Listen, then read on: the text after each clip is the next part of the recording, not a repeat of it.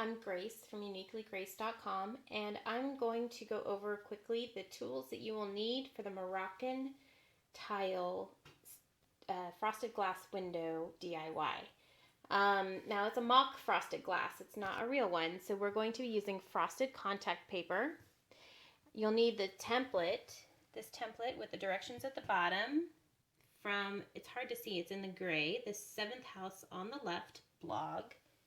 They provided the tile pattern as well as the online tutorial that I found on Pinterest to begin my journey in this project. I took their template and I scanned it into the computer and I blew it up, and then I cut it out on this very thin piece of cardboard. It is not a standard thickness cardboard, so I would suggest something a little firmer than a regular piece of printer paper when you create your template, because you'll be tracing it an awful lot. You'll need a pencil, a pair of good scissors, a measuring tape, and I use 2 levels. And the reason is because one of my levels is way small compared to the other one, but the big bulky one doesn't fit in my window horizontally, so I needed both. One level should do you fine as long as it fits both horizontally and vertically in your window display. So this is all your tools, pretty simple. Stay tuned in the video for more directions. Have a great day. Don't forget to subscribe.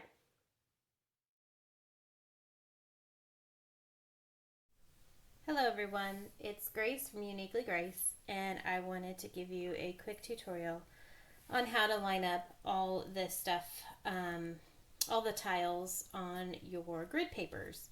This is actually contact paper. It's frosted contact paper, so this is the backing, and this is what we'll be drawing on today. I just finished tracing one of my Moroccan tile shapes right here, and I want you to notice one thing.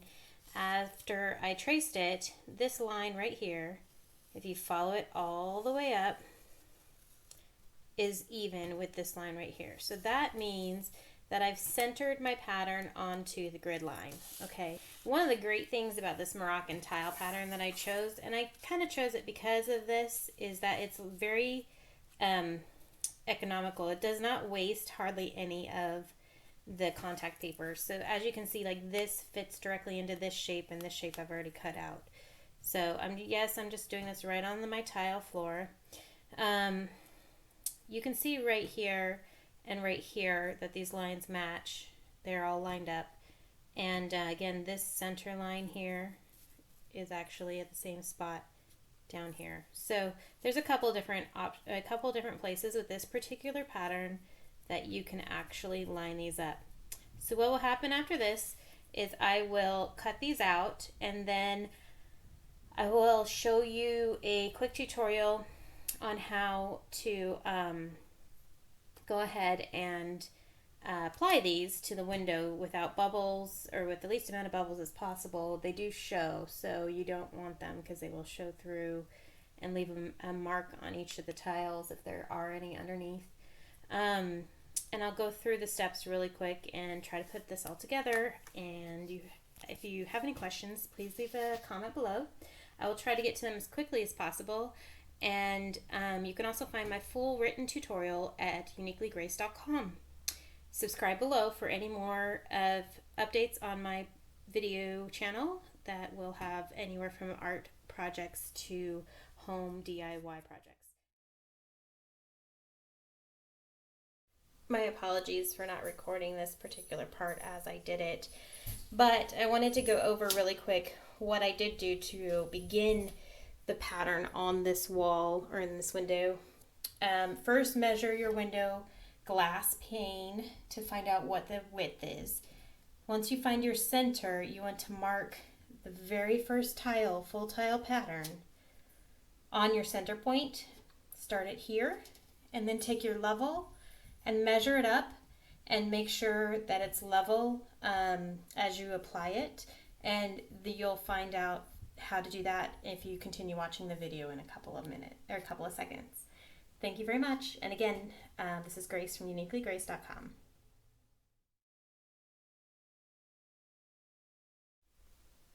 Okay, here I just wanted to show how this pattern is turning out, as well as the awesome shadows that it casts on the wall as the sunlight hits the afternoon sky over here. But first, and the main reason for turning the camera back on is I wanted to show you, I just have a really cheap microfiber cloth, completely cleaned. It was at the dollar store or something. I don't know, I didn't pay a lot for it. And before you apply your next design, see, I've got these 3 done here. Next are the 2 here as well. I want to make sure that there's no fingerprints, no debris, nothing left on these windows as I apply these, because it will cause bubbles or cause this adhesive to fail if there's oil, fingerprints, and stuff like that. So make sure you clean your windows before you apply each tile, and make sure you keep that handy so you can continue to do so.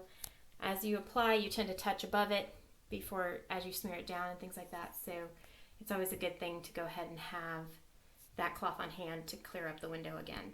All right. Grace from Uniquely Grace here, and I am going to try to attempt in this cloudy weather that's brewing outside and the poor backlighting and such to do a quick video tutorial on how to add these shapes I cut out of contact paper to your window. And you'll find an actual written tutorial on my blog at uniquelygrace.com.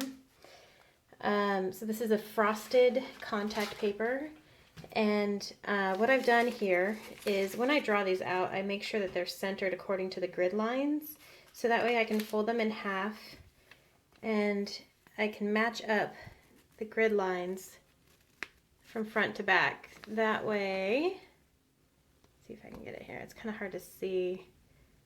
That way I know when I crease it in half that I've got grid lines to use with my level, and I'll show you how in just a second. So I am eyeballing. Let's see if I can get this focused here. It's kind of hard to with the, hang on. Let's see if I can get me focused. There we go. Okay. So I really just eyeball my spacing. You can have an exact spacing pre-planned if you wish. And I want to start at the bottom as it gently is stuck down here. As you can see it flapping. I will do 2 things. I'm going to take my large level, because I'm at the top of my window here. I'm going to put it on the base, and I'm going to pretty much level this out. I'm trying to do it one-handed because of the camera, so get that leveled. Now, I know it's backlit, but right now I need to find my level in the center, my bubble. There we go. And then as I come down here, I'm going to visually check these lines on the grid, because I folded it in half exactly to where the lines match up front to back vertically. And I'm going to make sure that these lines are parallel with the level, which they are. And therefore this bottom half is stuck down correctly. Now I didn't really rub on it too much when I was tacking it down. I just wanted it to stick a little bit. I could peel it right off now if I wanted to. But since it's level, I'm going to go ahead and go up the center and kind of work my way out to the sides and make sure there's no bubbles. If there is, I'll pull this down, pull it all off a little bit until I get to the bubble, and then I'll put the rub the bubble out the opening and then kind of work it back up. Okay, now this is the tricky part because I don't have 2 hands, I only have 1. So I'm peeling the backing off a little bit more, working up the shape. This is a Moroccan tile shape. There we go, got the focus back. I'm going to go ahead, since I don't have more than 1 hand, I'm going to peel it off all the way. Did it as close to the window as possible, since I know I don't have any bubbles. I can't feel them. And I start at the center, working up the center and out towards the edges. If you start at the center and out towards the edges, you're less likely to get bubbles, less likely to have to peel that back off, or potentially even have to remove it completely and start with another piece, because if you peel it off the wrong way or too much, then you wind up getting creases and things like that in it, and it shows. So you have to be very gentle. I'm sorry, the clouds are really having an issue here. Oh, see, look, you just saw somebody drive by. That is exactly why we're putting this up, because this is the bathroom window above my tub, my garden tub. Not my shower, but my tub.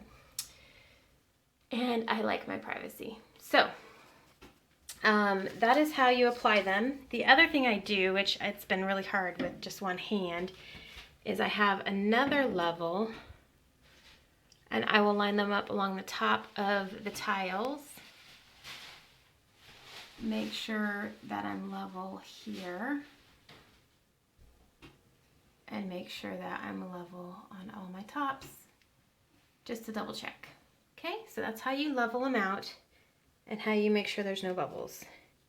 If you have any questions, please leave it in the comments below. I'll do my best to answer as soon as I can. And again, thank you. Have a great day.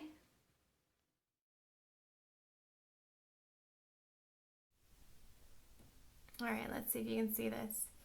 So what I do is when I get to the next row that has another centered tile that's supposed to be in the center, not only do I make sure it's centered with the level or vertically matching up with the lines that I folded, like shown later, is that occasionally I will also measure it with my measuring tape to make sure that it is truly still on track with the window as a centered tile, because every row that has a center tile gets based off of, I always put the center one up first and then work it from right to and left to the outside of the window, and then the next row, the one that you see underneath here, is all based off of the first row. And so every time I come across another one that's straight up in the center, I always double check my measurements to make sure I'm on track, so I can correct anything as it goes if need be.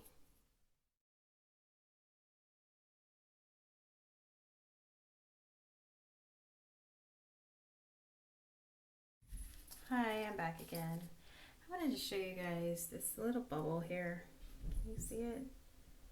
It's right in the center of your screen now, on this tile. You know, I thought I was going to live with it, but I really can't handle it. I don't like it at all.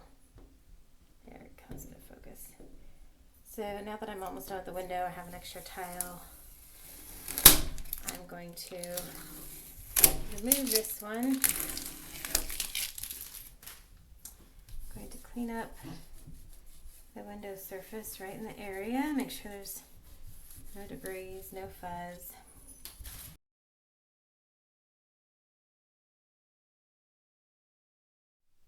Okay, I'm back. Sorry about the blip in the video. This is the tile that I just peeled off and I just replaced it. I needed both hands to make sure I got it centered into the current space that was remaining after peeling off the old one with the bubbles. So I wanted to give you one final look of the actual window. So here it is. That's my neighbor's house. And there's actually, if you look down in the bottom left corner, that's their master bath window. And then over here, if you look through the things, you can barely see it now. There's a street that's pretty busy in our neighborhood. So definitely a lot of privacy needed on this window. So here it is, the final window design. I absolutely love it when the sun shines through. It casts beautiful shadows on the opposing wall of my bathtub area.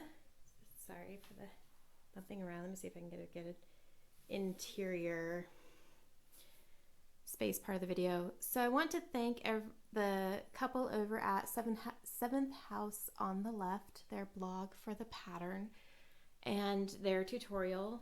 I hope this adds not only to their blog but to mine. I'm going to go ahead and give them some links too so they can share the video of what's been done with their beautiful handiwork and ideas. So thank you once again, and I hope you enjoy this. If you do this project, I would love to see it no matter what pattern you choose to use. Please leave comments below. You can find me on Facebook at Uniquely Grace. You can find me online at uniquelygrace.com. And you can also find me here on YouTube under L. Grace Lauer, and on Facebook again, and L. Grace Lauer Artist. So I have a couple different things going on, but I would love to see what you've done with it. Thank you and have a wonderful day.